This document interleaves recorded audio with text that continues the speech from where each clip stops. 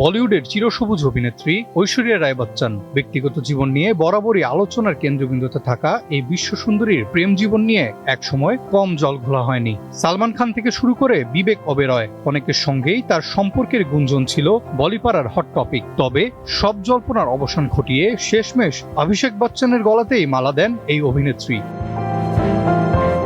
তবে বচ্চন পরিবারের পুত্রবধূ হওয়ার আগেই এক সাক্ষাৎকারে ঐশ্বরিয়া জানিয়েছিলেন জীবনসঙ্গী হিসেবে ঠিক কেমন মানুষ চাই তার। সাফ জানিয়েছিলেন প্রথম দেখাতেই প্রেম, এমন তত্ত্বে একেবারেই বিশ্বাসী নন তিনি। হুট করে আবেগে ভেসে গিয়ে কোনো সম্পর্কে জড়ানোর চেয়ে সময় নিয়ে মানুষটিকে গভীরভাবে চেনাটাই তার সবচেয়ে বেশি জরুরি।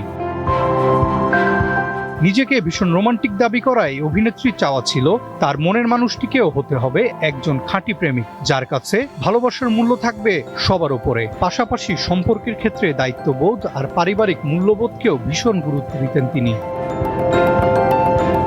ঐশ্বরিয়ার মনের এসব চাহিদাই যেন শতভাগ পূরণ করেছিলেন junior Bachchan.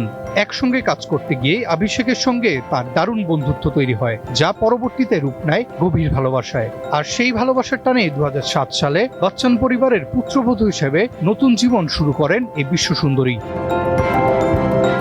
Arafat Yasar, one entertainment.